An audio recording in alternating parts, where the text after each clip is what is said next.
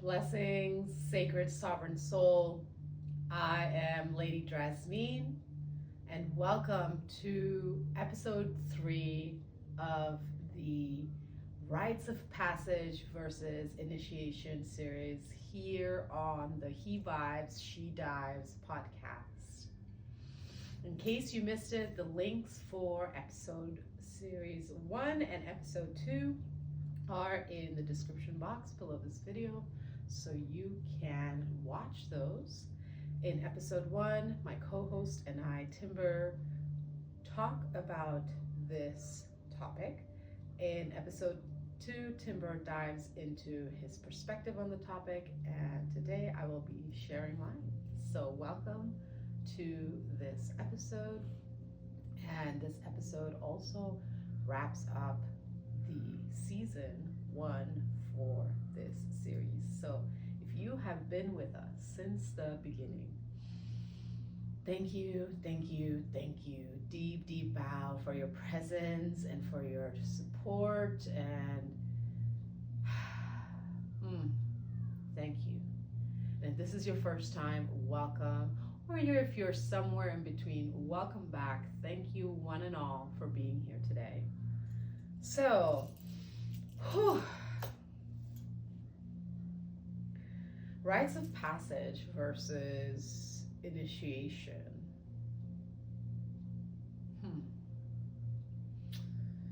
This has been an interesting one for me to feel into.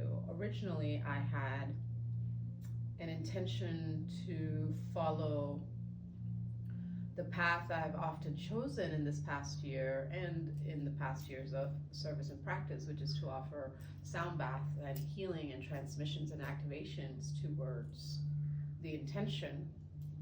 And yet this time I felt strongly called to speak into my own personal experiences with rites of passages versus initiations. And so here I am.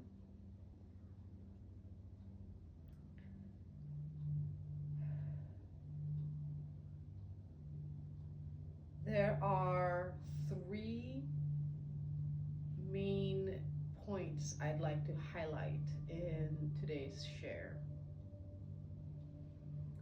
And the first is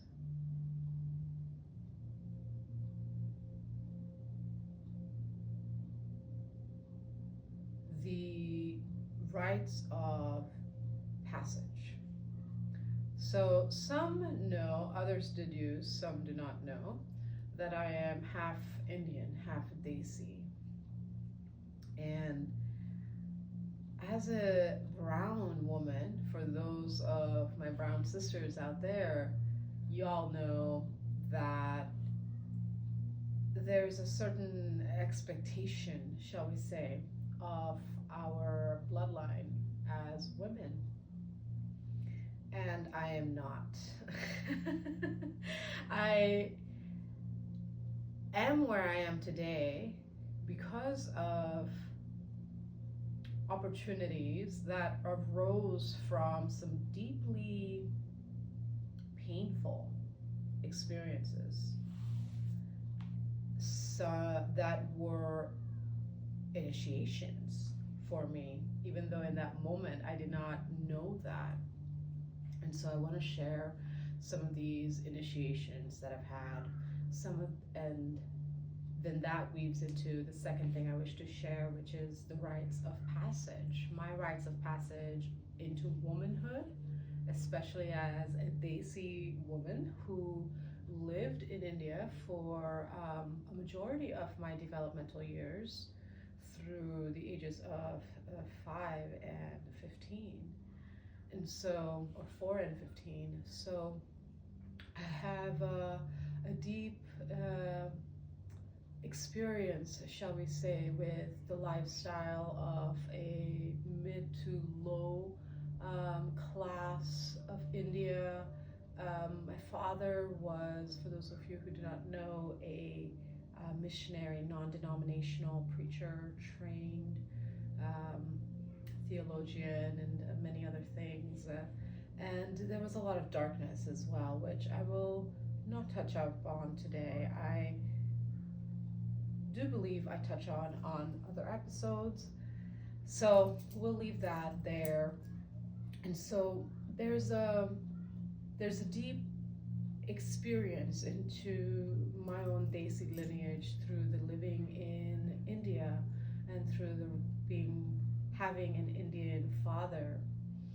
And then there is the transition to the United States, which in itself was an initiation at the age of 15, and coming to the US 2 years after 9/11, and the experiences that I had within that were formative in their own way, and then to where I am today. So bridging these three experiences to the now. And yeah, so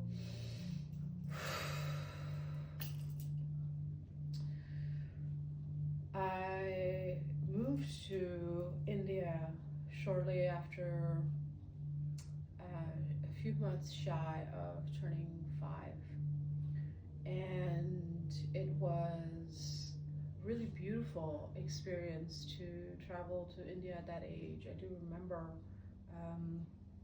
my journey there at the age of 5, and my mother was pregnant with my baby brother, a boy that I had a vision and dream of for 3 years, and I kept saying was on his way, and then he showed up.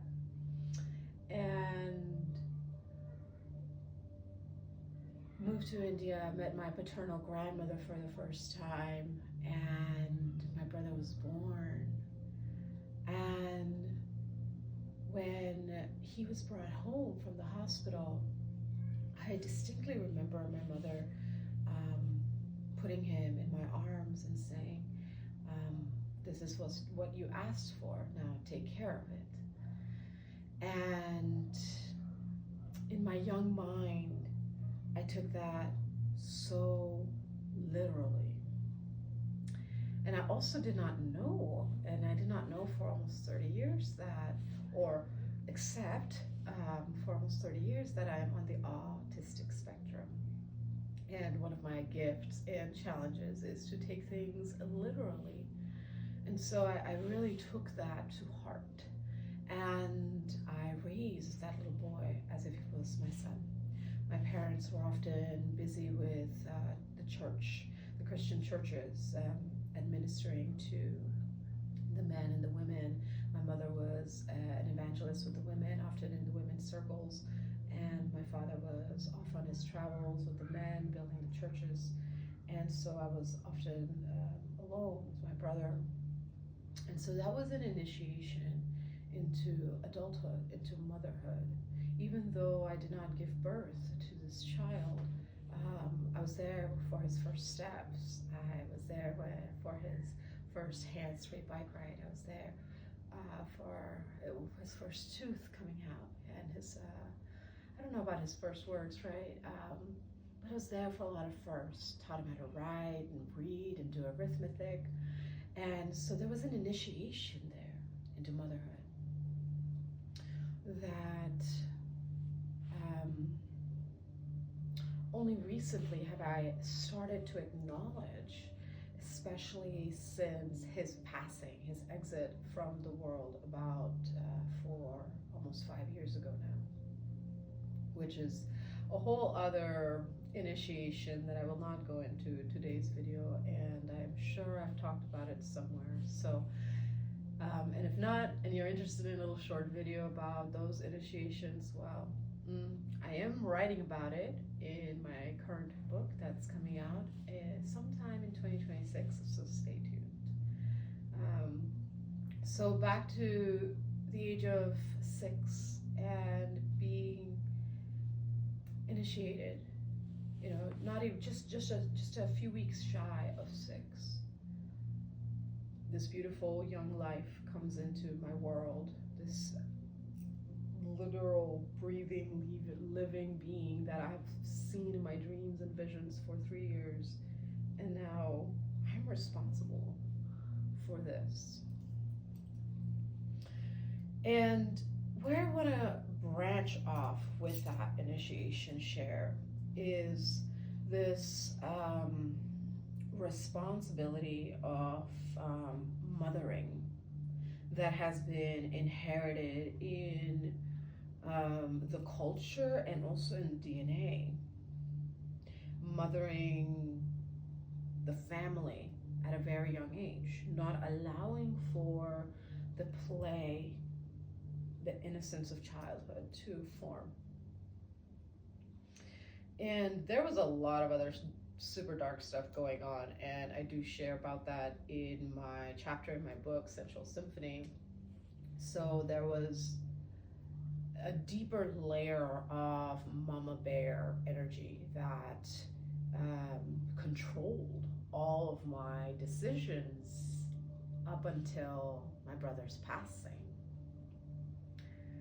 There's a fullness of truth that I'm able to share now because of the price of his passing. It wasn't intentional, it was his sole choice contract to be a short, sweet cycle. That was a difficult acceptance upon reading his Akashic records. And yet, that whole experience of motherhood with him has come full circle and allows me to share that there is,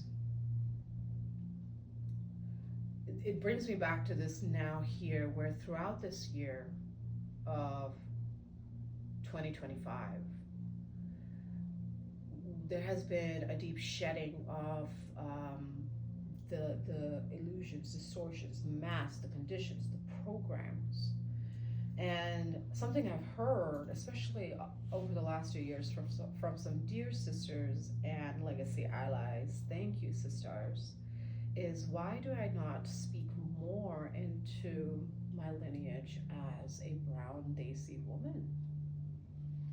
And I've had to really sit with that question. And so part of my intention with sharing this initiation is this is very prevalent in the Eastern culture, the Indian culture that I've noticed. You know, there's also, I've seen it in Asian cultures, in Chinese, Japanese, Thai. You know, it's all over the world. It's not just India. But I can only speak for my Desi sisters as a brown woman, as a Desi myself. The other half of me is Chicana, Latina. And that is also something that is heavy in the Chicana community, where the women are just mothering everyone and have no time for themselves. It is an expectation. It's not even an ask, right? It's an expectation. It's just like, well, this is just what is the way. Who decided that that was okay? So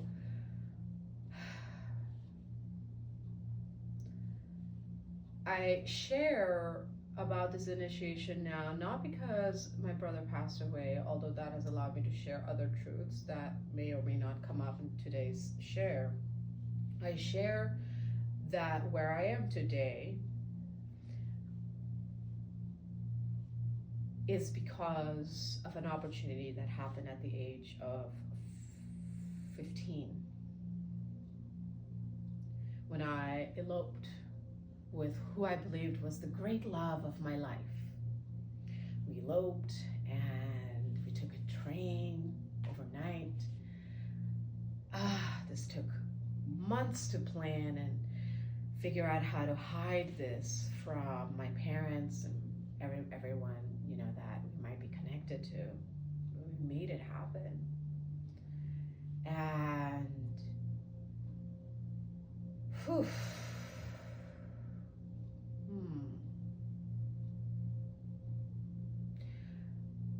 this is a difficult experience to share, yet it feels important in the sharing of my story of this initiation series.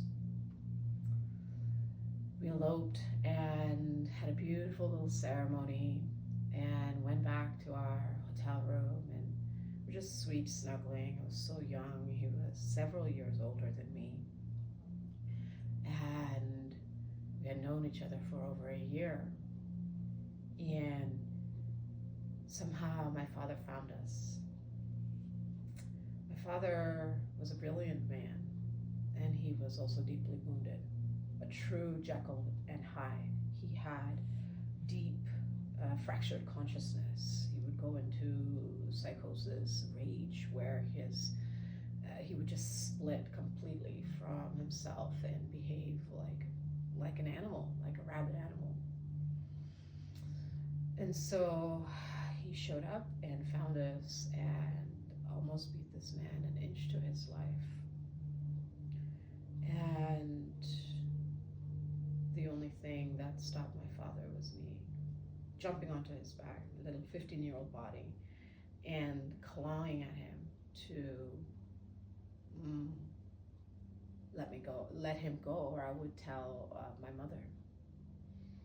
So I stopped once I caught his eyes, and we took the long train home.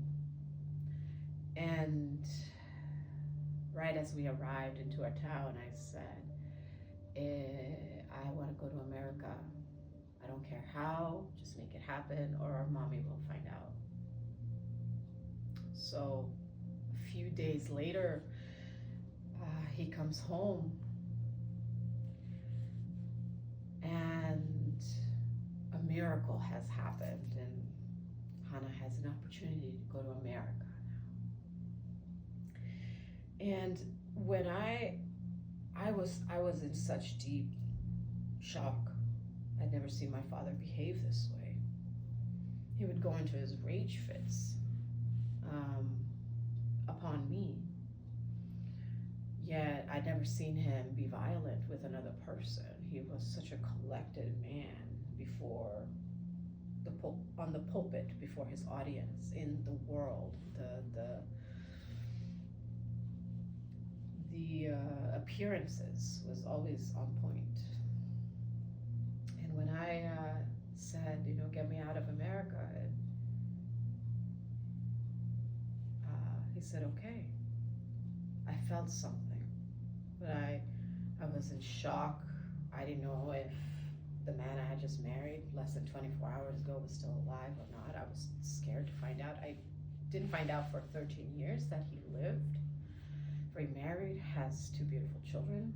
So deep, deep gratitude that he lived. But that was an initiation that happened in that moment. Seeing my father respond that way was a death of my innocence and my and there was a shift within me.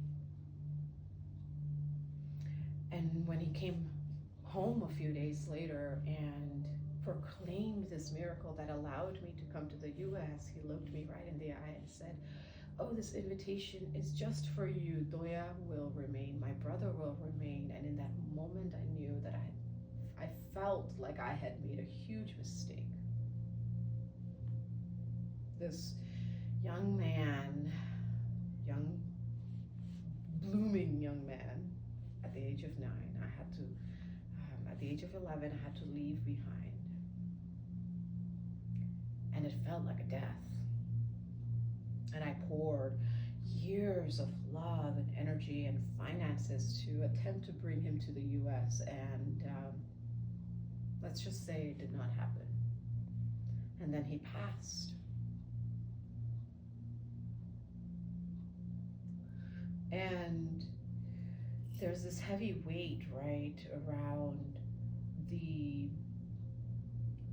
silence that is enforced upon what goes on behind closed doors in the name of keeping the family peace. I've seen this a lot in India, where when I lived there, of the way that young girls are basically sold into marriages. The story that was created for me to exit India was a miracle has happened. I now have an opportunity to go to the US, and I get to choose if I go to the US to study and become a doctor, or if I stay and become a wife to someone of my father's choosing. And I get this opportunity because my mother is from Mexico, from a different country. This is the story that was created, presented to my mother and brother. And suddenly I was gone, and I could not explain to my brother's son what happened. And there was a lot of guilt and pain around that for a long time.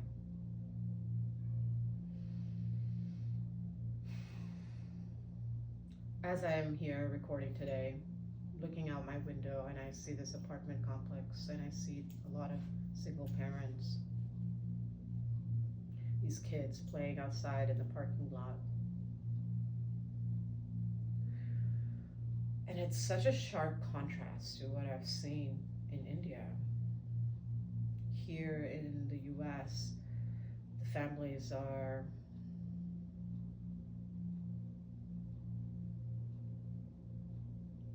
broken yet kept together. And in India, the families are just all mushed together in a singular space. And yet what is common is that a lot of the responsibility, the emotional responsibility of running a household, of holding space for everyone's emotions and the children and their husbands, is expected, and all the relatives.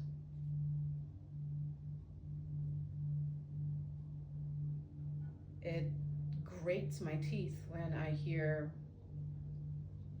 women or men say that their spouse is helping them with the house. It's not help, it's maintaining a shared environment. And my exit from India was painful for a multitude of reasons. The biggest one, I mean, it's leaving my brother's son behind, or leaving this man that I loved, maybe dead. Like, I mean, it was just at the age of 15.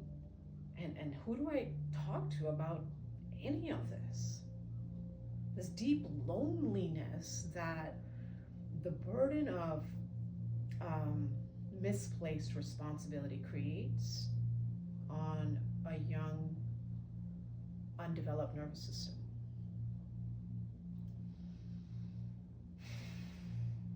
Ultimately, all is part of this soul contract of experiences that I meant to have arrived where I am today. Because, yes, painful, challenging. Every decision made was in consideration of how to bring my brother here, because I was met with so much resistance. And even with all of that, this exit from India did provide me an opportunity to come to the US, did provide me an opportunity to break the cycle, did provide an opportunity that dominoed into a multitude of opportunities for choices to be made that have brought me to this here now moment where I get to now invite a deeper reconsideration of these ways that we are perpetuating fracture and imbalance within ourselves, within our families, within our homes, in the name of culture, in the name of this is how it is, in the name of whatever, fill in the blank here.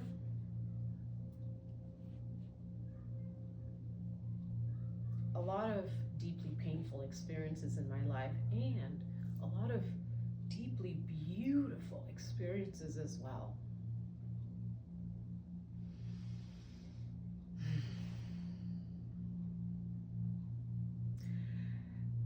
My brother coming home from the hospital was an initiation into adulthood, a form of rites of passage in a way, yet not quite, because I didn't give birth. There was like an overlap and yet not. My rites of passage into womanhood at the age of 13 was so incredibly traumatizing that I did not bleed again for 2 more years. And that is something that in Indian culture, the bleed of a woman is not honored. And I am someone who honors the menstrual cycle and have done a lot of work around it. I have beautiful menstrual art paintings that I have on the walls that when my sisters or brothers come over, see. I had a gallery that I ran for 2 years, my own gallery with art and shows and events, and showcase a lot of my art. And there's a power in the woman that has been suppressed for hundreds and thousands of years, slowly diminished a little bit here and there, to program the mind into believing that where you might be in this card now is the only way. And in sharing my experiences of arriving to India at the young age of 5, a few weeks later being handed this young baby, all the stuff that I experienced growing up in India, and then continuing to move forward when that opportunity presented itself and I realized my mistake too soon. Ultimately, it's all part of the divine plan that sometimes I still find myself challenged with being at peace with.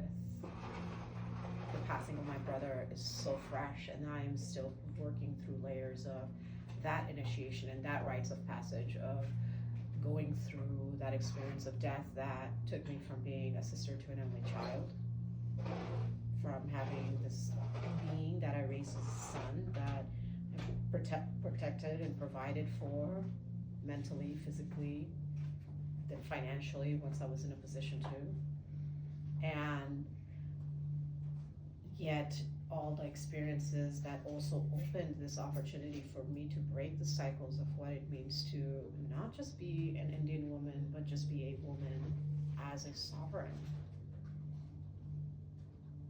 I am yet unmarried, not for lack of desire or options. It has just not felt in full resonance, and I have been focused on this deep soul work that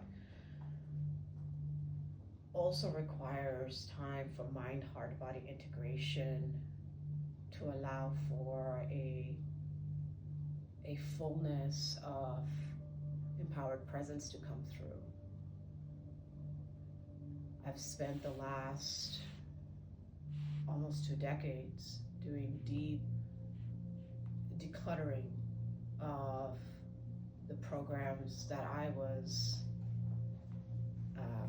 beaten with, of speak when you're spoken to, women are property.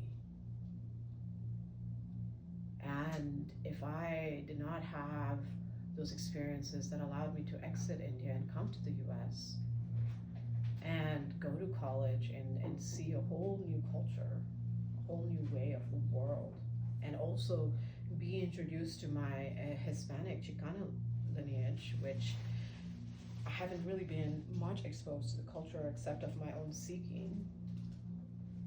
My parents were strictly Christian, that of the Bible only. And now where I am in this bridging and weaving together of who I am as a sovereign in Initiations break us open, and it is the integration work that allows us to bring together more pieces of ourselves. We are broken open by initiations to make room for more of ourselves. And the rites of passage is like the season of maturation through those deeper evolutions that we have within ourselves.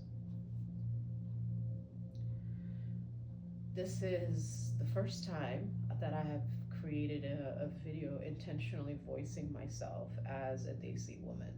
There is definitely not enough representation for empowered brown women, and I have until now contributed to that silence. Ultimately, it is the silence that allows for certain behaviors, certain cycles, certain toxicities to continue.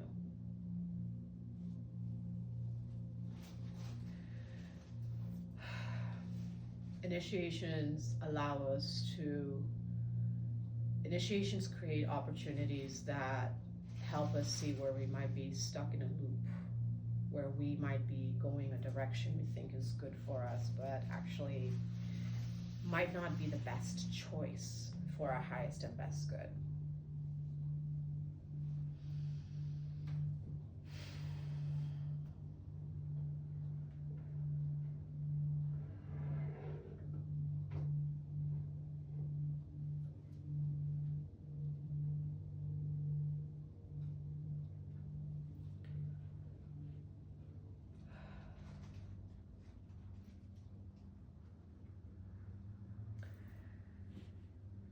Where I stand today, I find myself at the end of this Gregorian 2025 year.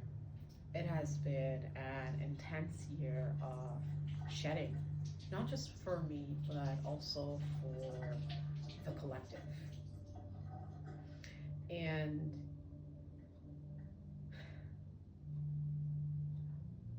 even though my brother passed away 5 years ago, I feel like for the first time I'm able to catch my breath because I was able to finally put him to rest here in the desert a few months ago. And it's taken a few years to even realize or land into this breath of exhale of, wow, I went through this major life change. And even with the awareness of this change, even with all my tools and experiences and practices, I still find myself in days that are deeply challenging. And I share that with the intention of saying, we often don't know the intensity of an experience that we have. And in today's world, there's so much overload to the nervous system, so much fracture and dissociation with the family units, within ourselves, within systems that are quote unquote supposed to be out there to support us. There's problems in the East, there's problems in the West. Instead of working together, everyone's arguing about which side is better. There is no better. Everyone has different resources. I've gone through experiences in my life that have impacted the development of my nervous system. I have worked deeply for almost 2 decades to repair my nervous system, to be able to walk, to be able to feel pleasure, to be able to feel, period, feel my feelings, feel what is arising in the moment, to be able to talk about these experiences from the lens of, this is what happened. Yes, it wasn't the greatest thing that happened, and these are the opportunities that provided. It has provided me an opportunity to come and perhaps inspire you to start questioning where you have just been going through the motions of what you perceive life is meant to be for you. Where have you not really been allowed or allowed yourself or even known to take the time to recognize these changes that you've gone through. It didn't register to me until almost 10 years ago that I had gone through these initiations, that I had gone through these rites of passage. Those weren't words that I was familiar with until my late 20s. And when I learned about them, it made me start to look at my life as a series of chapters. And can I find that end point between chapters so then I have a story where I'm not so lost in the emotional entanglement of it that I cannot be present in my current reality, that I have no space for more than.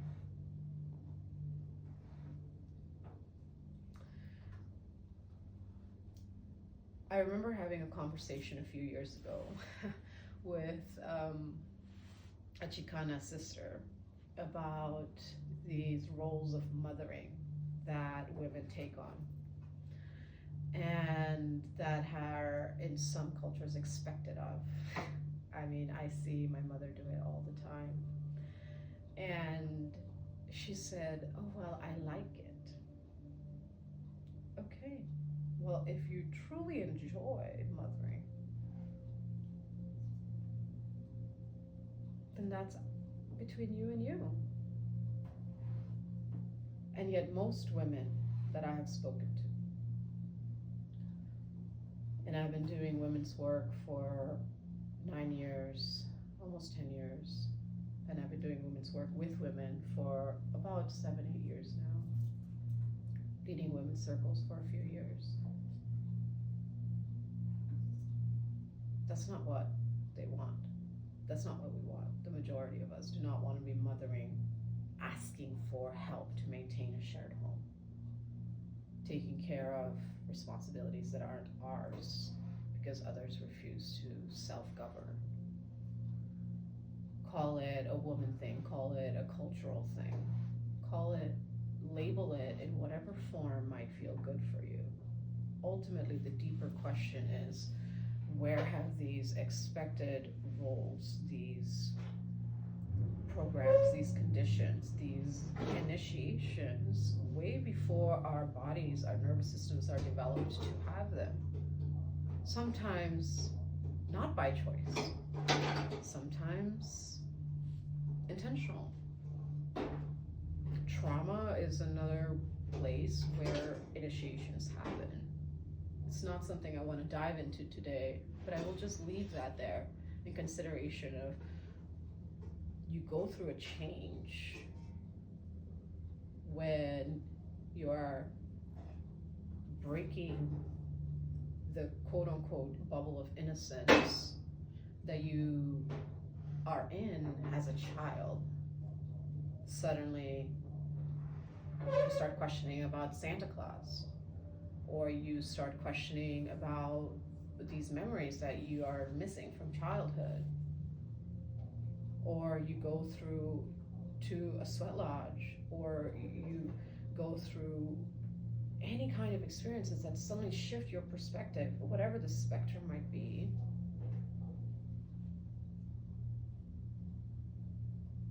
And as you continue going deeper, as I continued going deeper within myself, I started to see the opportunity that I have had through my initiations. I was able to start shifting the lens of life's just kicking my ass, and this is just, the struggle is real, and I'm just gonna accept that this is just how to get through life, to wait a minute, these are opportunities to discover my voice.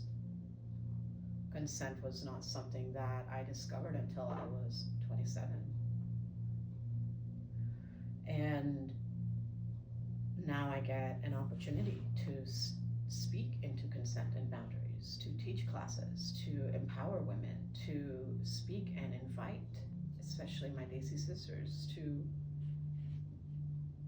tap into your inner voice, tap into your Shakti.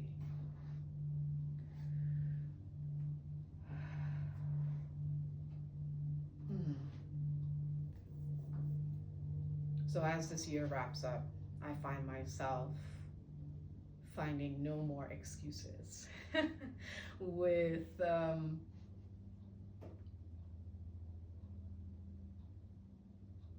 not with finding no more excuses to just finding no more excuses, period. We have collectively arrived at a point where everyone is feeling the enough energy and discovering what that feels like for self. The earth has been going through deep recalibrations, especially over the last 7 years, as we have been shifting out of the age of Pisces and going into the age of Aquarius. And so as the earth has been shifting, the grid lines have been recalibrating, certain systems coming back online, the earth is going through a rebirth, her own rites of passage. And the timing of this recording and the timing of all things is just cry, laugh, divine comedy.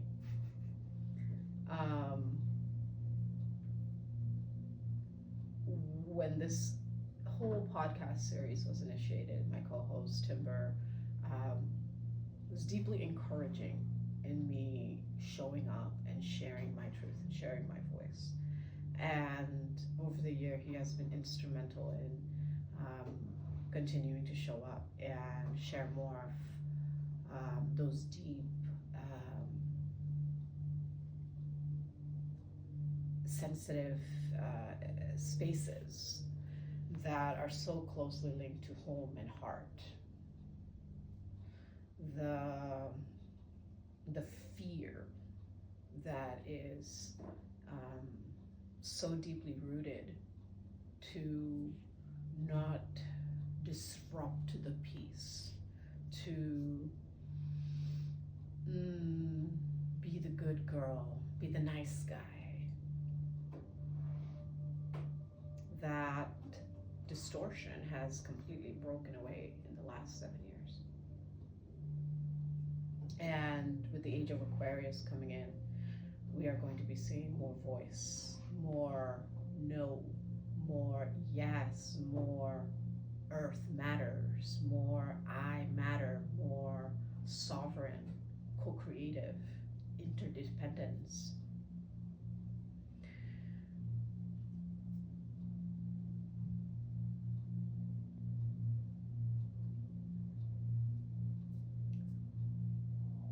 I have a deep vision from all these experiences that I've had, and these are just some I've shared today, to where I am today. All of these experiences have created space enough for me to envision a sanctuary that is well in the works, and I'm grateful. And so I invite you to reflect on where you have just gone through subtle and large changes in your life, where you have gone from being a child to being an adult, and the different stages in adulthood, the in-between of child to adulthood in the teenage years. Have you ever given yourself a space to sit with and look at gently your journey? And the reason it is important is because then we can interrupt cycles that do not serve your health and wealth, which is one and the same.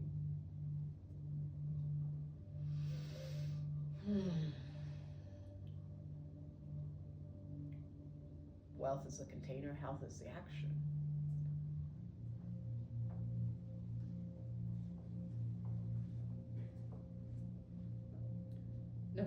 January 1st is not the first day of the new year, and we are closing Gregorian 9-year cycle at midnight of December 31st. We have a few weeks to exhale. We're still in the deep winter.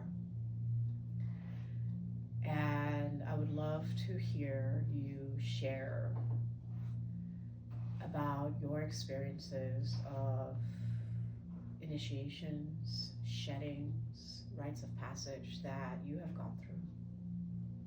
In the comments, you're welcome to email me. All my information is in the description box and somewhere on this page. And even if you don't share your words with me, now or ever, if you are still here listening,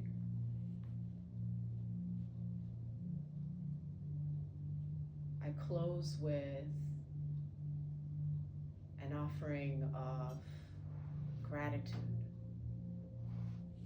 for your willingness to be curious about what rites of passage and initiation are. It is the title of this video and it caught your attention, and it is such an integral part of our well-being. When we honor those seasons of change and transition and transformation and quote-unquote loss of an old identity of self,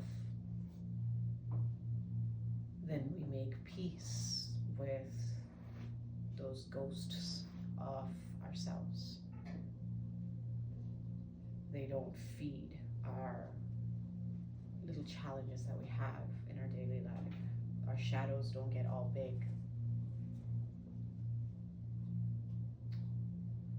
And going into the new year that is coming in through 2026, over the next few weeks, breathing into the spaciousness that all of your initiations, your sheddings, your rites of passage, even though you might feel heavy with responsibility of life, adulting, the roles you play, there's still spaciousness that can be tapped into within yourself.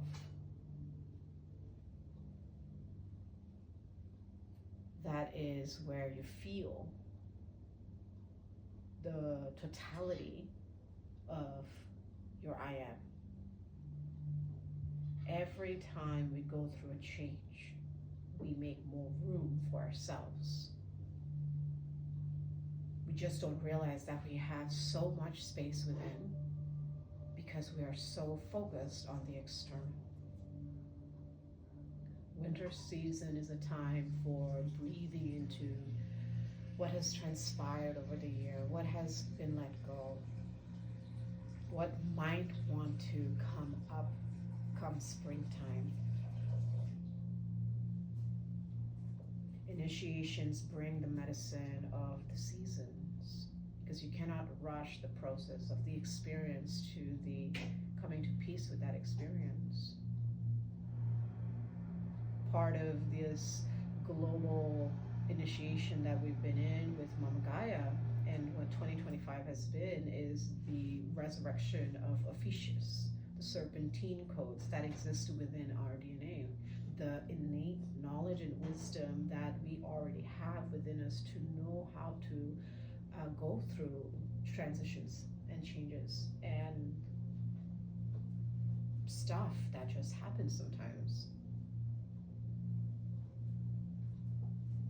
The reason it is so important to gather in community to keep our families close, yet we must address the toxic cycles within our families. I am not saying break up families. I am saying let us have those hard conversations to break the toxic loops as a family, as a community. We cannot survive at the rate that we have been going. That's why this whole earth has been recalibrating and reawakening. In 2025, year of the serpent, year number 9, fully awaken the efficient codes in the collective, codes that I have been working silently to activate and integrate for 5 years now with priestess sisters for the last 2.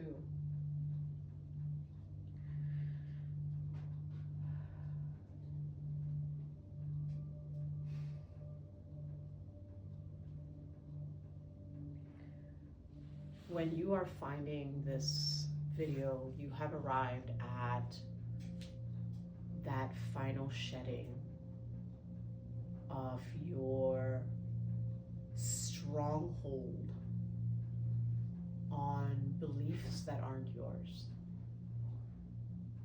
This transmission is also an activation frequency by this being present and receiving my testimonies, how I have chosen to shift the narrative and create the life for myself that I am deeply grateful for.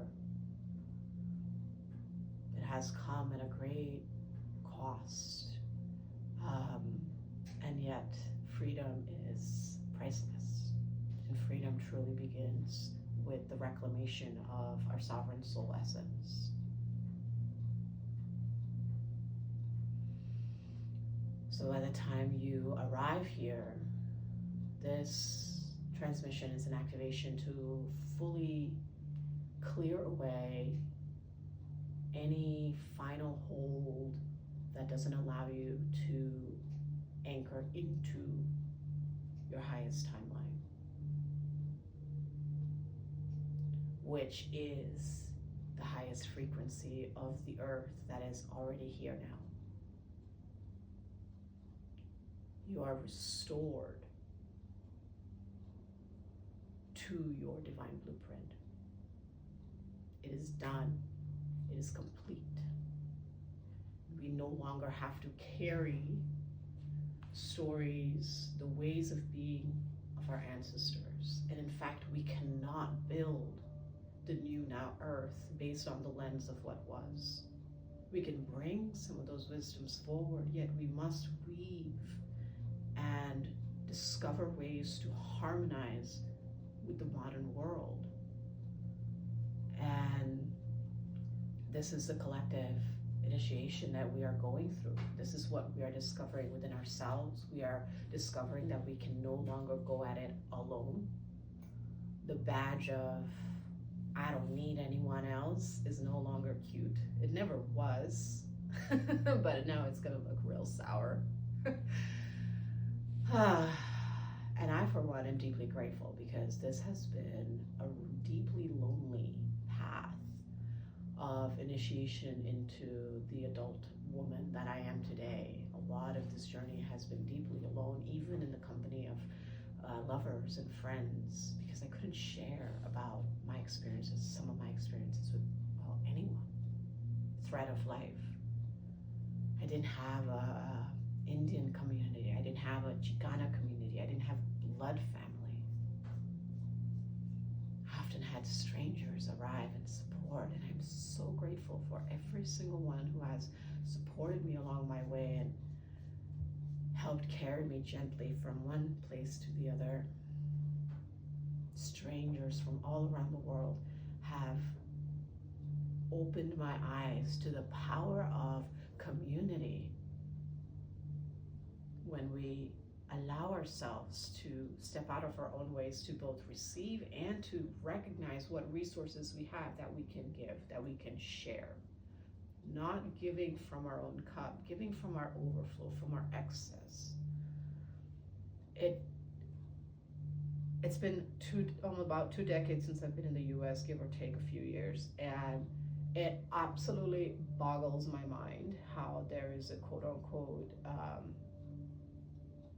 food famine or lack of resources, and there's so much materialism all over the place.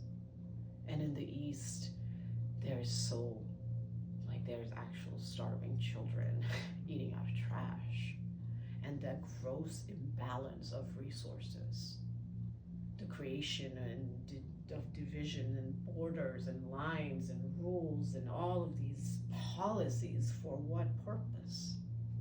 Absolutely none. But we give it power when we just accept that, quote unquote, this is what it is. No, it's not. My life is testament to the power of humility, to the power of faith, to the power of saying, I do not accept, and to the power of love. Love for self, love for life, love for humanity. Choosing to see love in some of the worst situations I've been in. There's always a way other than one single way. So if you are sitting with this question of, is there another way? The answer is yes. Thank you for receiving this transmission. Thank you for being a part of this journey. I am deeply grateful for every one of you who has been present from the beginning, somewhere in between, just today. Thank you for your likes, comments, shares, subscribes. We will be having a season 1 closing coming soon. Little mini episode drops, so stay tuned for that. And